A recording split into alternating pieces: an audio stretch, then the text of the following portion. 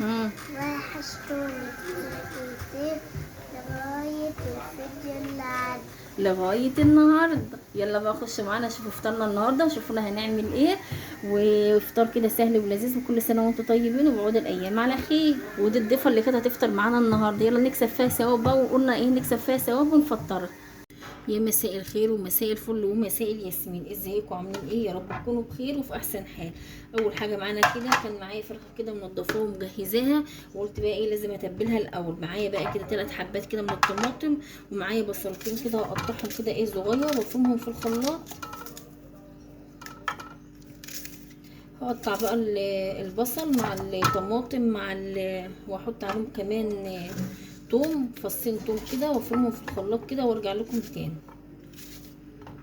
ده كده البصل والطماطم، ومعايا كده حوالي 4 فصوص من الثوم، ومعايا قرن فلفل.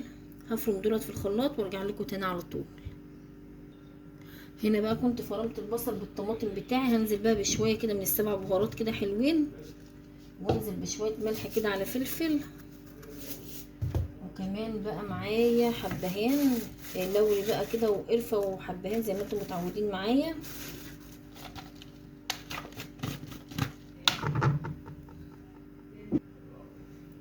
واحط كده كمان شويه ملح، وادي عود قرفه، واحط ديت حبهان، وكان معايا كمان عصره ليمونه كده برضو كنزل بيها، ومعايا شويه خل. الخل دوت بيساعد اصلا في تسويه الفراخ بس ما تكتريش. وكان معايا كده ايه جزرايه هبشرها.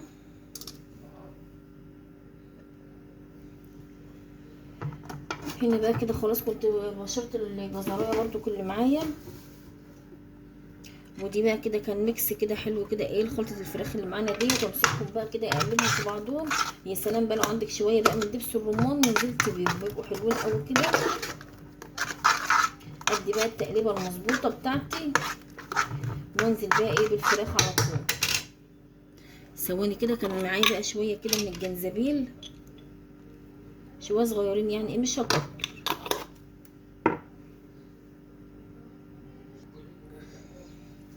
وهنا بقى كنت عملت فتحات كمان كده في الصدور بتاعه الفراخ اللي وهي دي عشان تشرب من التتبيله. وكده خلاص كنت خلصتها بقى، وخلاص بقى ايه هدخلها الفرن.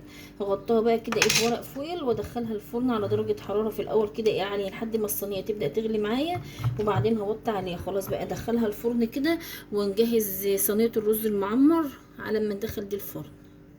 نسيت بقى اقول لكم كده ايه شويه زيت على الوش بس كده وخلاص، ما تكتريش يعني.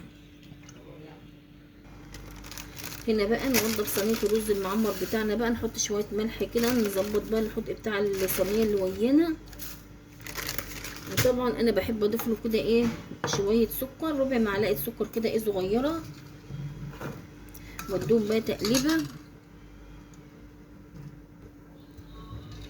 وانزل بقى بالميه بتاعتي الاول شويه ميه كده ايه صغيرين، بقلب فيهم الملح بالسكر كده، وانزل باللبن على طول. ده بقى الرز معمر بقى يعني ايه بالمصري كده او بالفلاحي الرز المدسوس.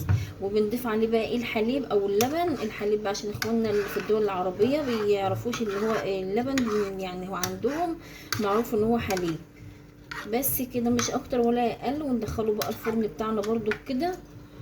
ويبقى كده الاكله بتاعنا النهارده كانت خفيفه ولذيذه، وده يعتبر كان فطارنا النهارده. اما نشوف بقى هنجهز ايه جنبه.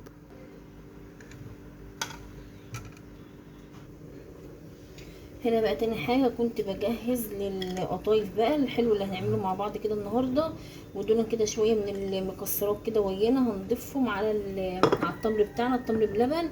انا بنقع التمر شويه كده في ميه، وبعدين بقى بحط اللبن ايه يعني والقران شغال علشان ما يغمقش اللبن معانا. المعلومه دي بقى خالته ماشي من اللي قايلين عليها. انا كنت بعمله كده من اول النهار بحط اللبن عليه وكده، بس بصراحه كان اللبن على اخر اليوم بيبدا يغمق معايا. فبقيت بقى كده بنقع اللبن بنقع التمر في ميه، وساعه القران بنزل باللبن علشان ما يغمقش معايا. وجهزت له بقى كل حاجه تقريبا كده، حطيت فيه القراصيه والتين المجفف. ودي كانت قطايف معانا بقى. القطايف بتاعنا النهارده بقى اللي طالبها احمد، هو اللي طالب قطايف النهارده. عملنا بقى كنافه، وعملنا جلاش، وعملنا كنافه بالمانجا، وعملناها بالكاستر، وعملنا جلاش برضو كده حشينا كاستر وكده. فانا قلت ايه وانا واقفه كده بالمره ابدا بقى امسك القطايف اللي معايا واحشيها، يعني اعبيها كده كده ايه اجهزها وتبقى ثابته معايا بس كده ايه على القلي على طول. بس كده سهله خالص، يعني مش محتاجه اي حاجه خالص، بتقفليها كده على طول اهيت، مش محتاجه حاجه خالص.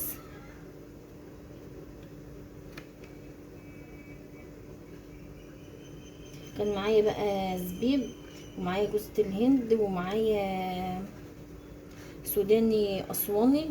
بحب اجيبه كده ايه علشان بيبقى طبعا متحمص وبتبقى ريحته حلوه، فبيفضل ريحته طالعه كده ايه في الحاجه، بتبقى ريحته كويسه قوي كده، وبتعجبني قوي الريحه بتاعه السوداني اللي هو ايه الاسواني دوت. ما بحبش اجيب بقى السوداني اللي بيبقى في عند العطار وكده، مبيبقاش ليه اي ريحه خالص.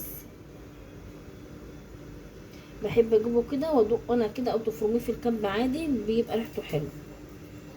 بس كده بقى الكنافه بتاعتنا النهارده، القطايف بتاعنا النهارده اللي كان طالبها، كان احمد هو اللي طالبها المره دي. حبينا بقى نغير ونعمل له قطايف النهارده. يعني هعبيهم كده، بيقول انا عايزها سخنه عشان ايه ساعه الفطار على طول اقليها وتبقى سخنه ويانا.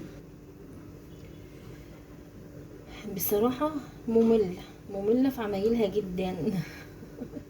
بتقعد تحشيها كده، يعني رغم ان الجلاش اصعب يعني وكده، بس مش عارفه ليه بستسهل الجلاش عنها. بصراحه كده بستسهل الجلاش في عمايله عن القطايف، رغم انك بتحشيه برضك وكده وبتظبطيه. شايفه ممل، مش بقول لكم ممله. هنا بقى عايزه اقول لك ايه، كتري وبلاش تستخسري، كتري في الحشوه بتاعتها وبلاش تستخسري.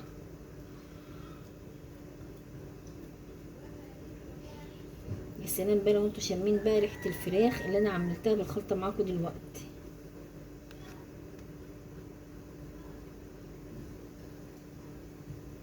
مش بقولك كتري وبلاش تستخسري.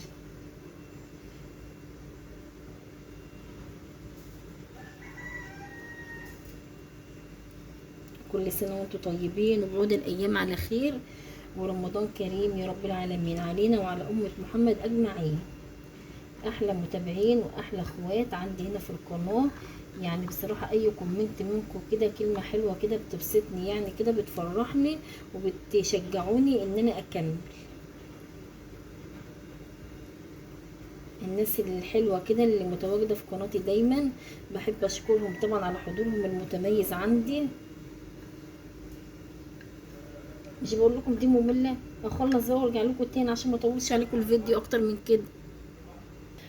مش بقول لكم هي حاجه تزهق كده، خلاص بقى انا هستكفى دي دلوقتي. هنا بقى كان الاكل بتاعنا خلاص خلص اهوت، ودي الضيفه اللي كانت معزومه عندنا النهارده. السلام عليكم ورحمة الله وبركاته. وحشتوني كتير لغاية. دي بقى كانت البطاطس، صينيه الفراخ بقى بتاعتنا، وكنت عامله بقى بطاطس شيبسي اهيت انا اللي عاملاها كده بالمكنه، وصينيه الرز بتاعتنا بقى والسلطه. ودي كانت القطايف كده خلاص، والعصير خلص وخلاص بقى. كان كلها 5 دقايق بقى والاذان ياذن. ولو وصلتوا معايا بقى لحد هنا ما تنسوناش باللايك والاشتراك في القناه لو اول مره بتشوفونا. والسلام عليكم ورحمه الله وبركاته. اتفضلوا افطروا معانا، وكل سنه وانتم طيبين ورمضان كريم، وبعود الايام على خير يا رب العالمين.